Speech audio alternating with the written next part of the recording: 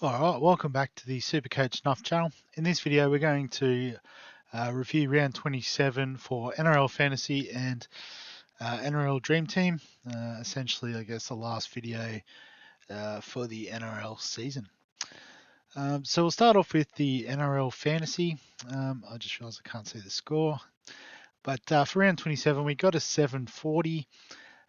Which was 55,000 for the round. We did only have 15 players in the end, so we did dip a couple of thousand spots, I think. I know we were 10,000, so 1,000 further, and finished 11k, so not quite 12k.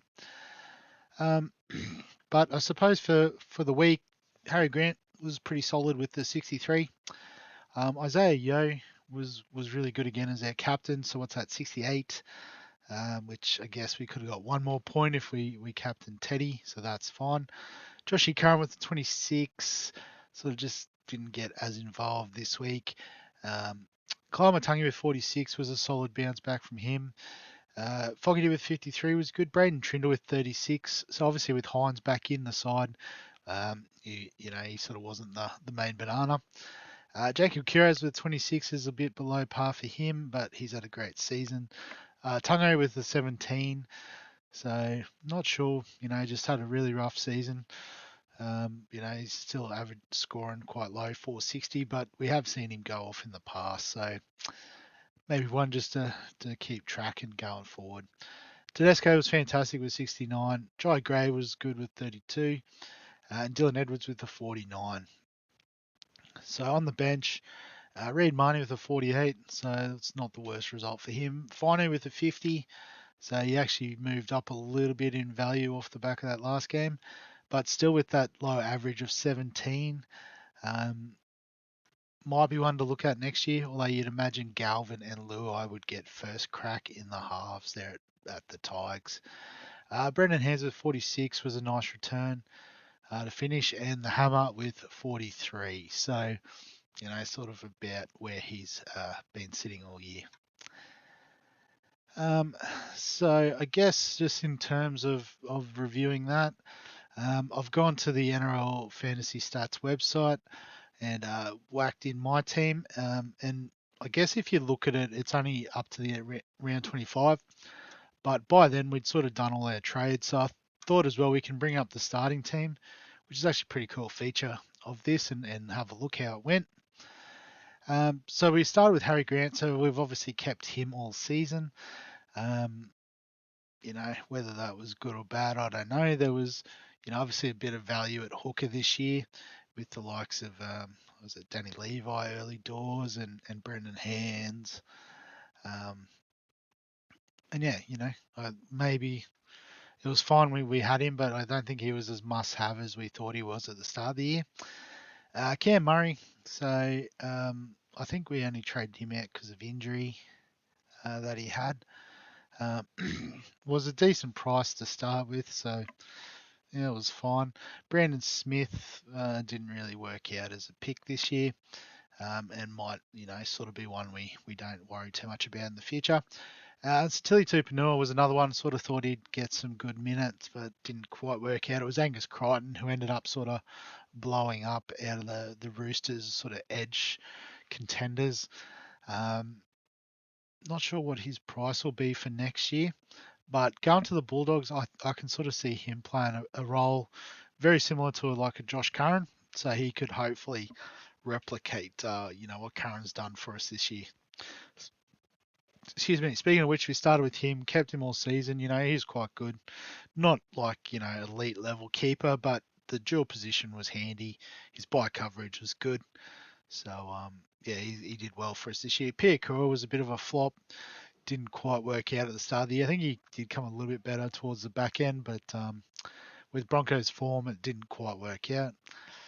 Cleary and Hines, I guess. Cleary with that injury, sort of, or injuries. There was actually 2 injuries.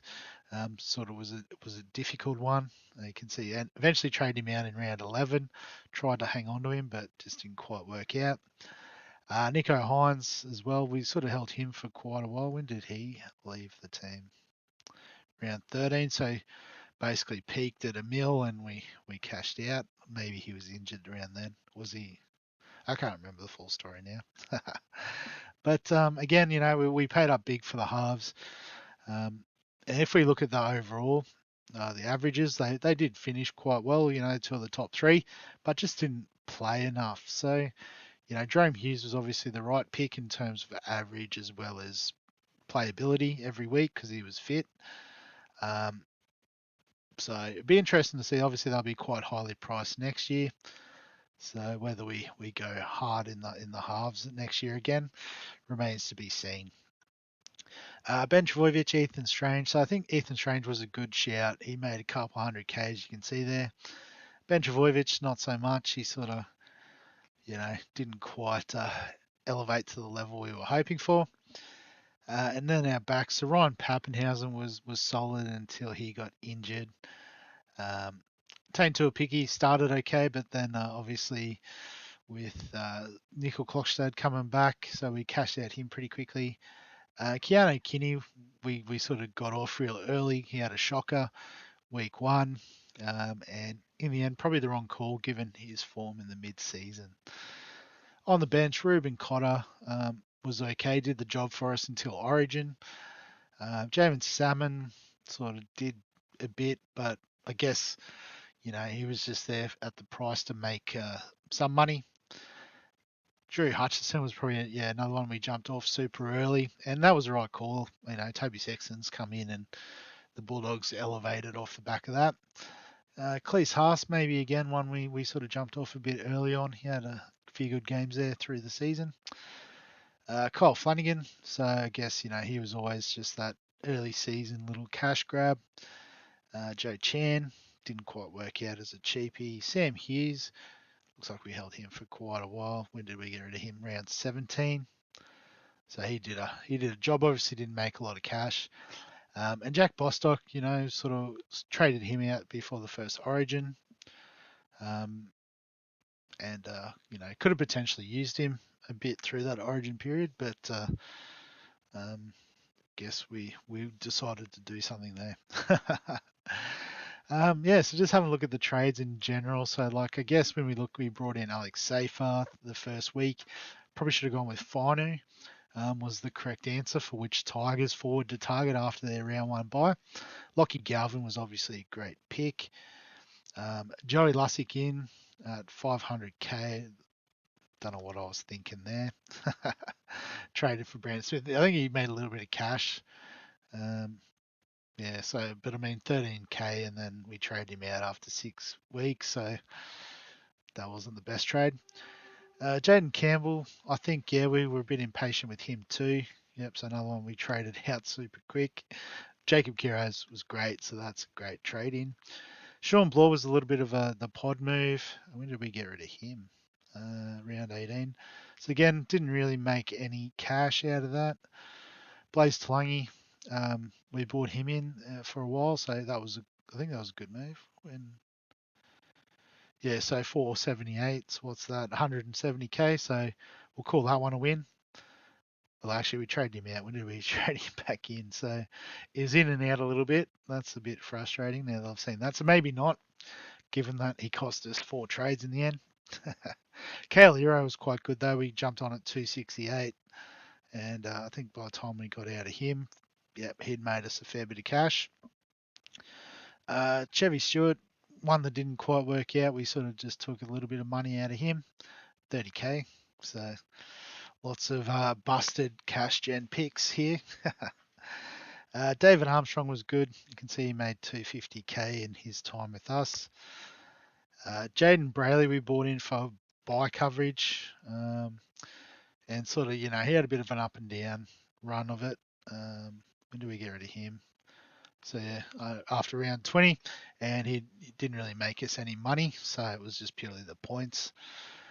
K Weeks we brought in, and he definitely made us some money, 300k. So that was one we got right. With that move to halfback, it was getting easy points through kick meters and the like. So round 10 we got on Angus Crichton, so we could have got him a lot cheaper a lot earlier in the season, I'm pretty sure, so that wasn't ideal. Fa'alongo, I don't think we got any value out of him in cash-wise. Yeah, you can see 2 weeks and then no money made. And Sean Johnson was obviously a bit of a flop as well, given he didn't really score that well, and then yeah, we cut him at a loss. Dylan Edwards, Scott Drinkwater we brought in. So Drinkwater, when did we trade him out? Round 19 at 630k.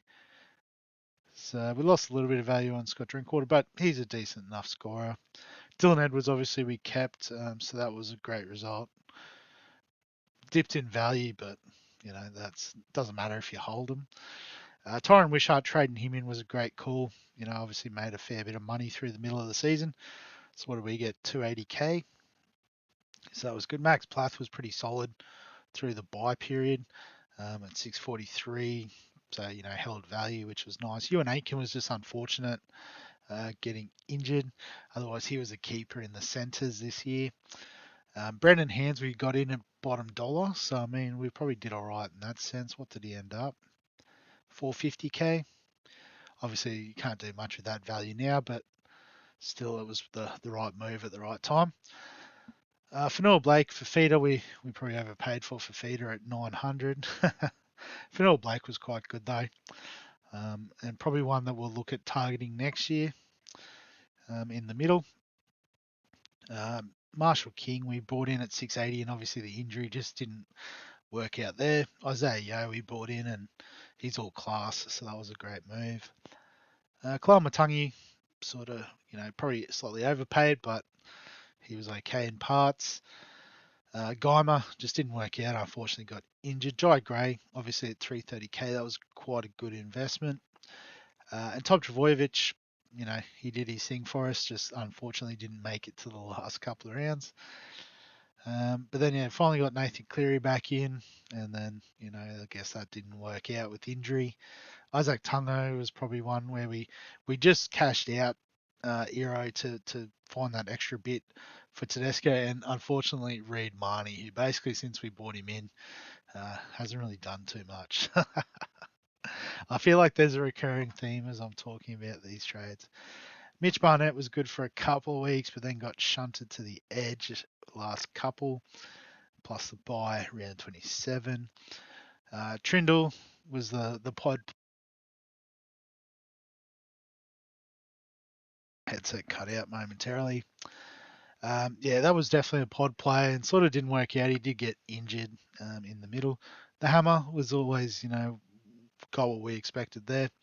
And finally, we bought in, knowing he'd play a couple of games, and I guess, it was a bit hit and miss there. And then Jamal Fogarty was that last trade, just trying to, shore up the halfback spot. Obviously, Jerome Hughes would have been nice at some point. So I guess, the takeaways from that, I've just noticed this as well, which is pretty handy. All the players we've owned this year and the money that we've made or not made. There's definitely a lot of red in there, which is very disappointing. A bit flat, but I guess, it is what it is. Yeah, so I guess obviously just the trades, there was, wasting trades on the likes of Blaze Talangi, in and out and in and out. A lot of the, hoping that the cheapies would go off and they just didn't. So, maybe just could have been a bit more selective there. But I think in terms of the starting team, probably skimping out in the middle was a terrible tactic. So I guess if we look at the season averages, you've got in the top 10 or whatever, what do we got here? About 15, something like that. You've got Isaiah Yo's 1, Payne Haas 2, Fanua Blake 3, Carrigan 4, Hopgood 5, Murray 6. So 6 of the top 15 are middles. If we look at the halves, there's 1, 2, 3, 3 halves, 1, 2, 3 wing fullbacks, 1 second rower, 1 hooker, and 1 centre. So, you sort of take that into consideration. Yeah, we probably need to go a bit harder in our middle forwards to start with next year, because they obviously are some of the most consistent scorers, but also consistently high scorers. The likes of Isaiah Yeo, Pat Carrigan, a bit tricky, Payne Haas because they play Origin, but Fanua Blake is obviously that exception to the rule. So we'll definitely be, looking at Fanua Blake as one of the key pieces next year. Um, and maybe a Jerome Hughes locked in, not playing Origin in the halves. It might still be hard to go past Cleary and Hines. Or say that probably Cleary. Hines is good in the sense that I don't know if he'll be in and around the Origin team if everyone's fit, but there's a long way to go before we stress too much about that. I guess the other player that I talked about in the Supercoach video, and should have a bit of value about him next year, given that he only played 2 games this year and averaged 38 and a half, is Big Tino. So if we lock him in, Fanua Blake, I think we're well on our way with those middles next year. Yeah, but like I said, a bit of water under the bridge to go before we stress too much about that. Yeah, so that's the NRL fantasy. I guess just quickly with the sports deck, we're not going to go in that deep with the sports deck. It's more of just a hit and giggle. So 991 for the last round, which actually was a couple of bumps up. We didn't quite crack the top 200, which was a bit disappointing, but it's okay. If we have a look at the team, so Damien Cook was good with 71 this week. Appy with 27 was a bit flat. Tarpany 50, so I guess he's another one we could look at for next year in the middles, given again another Kiwi, scores consistently. Fino with the 33 was quite good. Curran with 32 is good enough. Actually, he didn't play, I just realised. We bought Carrigan in, was one of our last trades. He scored a 41. Yohan Crichton and Nikora, we could have kept them. So we could have done something else with that last trade, but that's fine. Galvin was good with 50. Dylan Brown didn't back it up with the 27, but Cherry Evans was good with 62. The Hammer with 53 was good for us, but Talangi, Kiraz were flat. And then we captained Ponga, so we should have probably took the VC on Tedesco. I wasn't really paying attention, if I'm being completely honest. So we just copped that. Dylan Edwards with 63 was quite good too. So yeah, so like I said, there's no game days or anything to look at with this. So we might just wrap the video up there. As always, if you've got any questions, comments, thoughts, feel free to add them below this video. Give us a like if you enjoy the NRL content. Obviously, there won't be a lot more, or won't be much more content for the next few months in terms of NRL. Will still be plenty of NFL, EPL, NBL is kicking off very soon too. So subscribe for all that good stuff. And other than that, we'll catch you in the next one.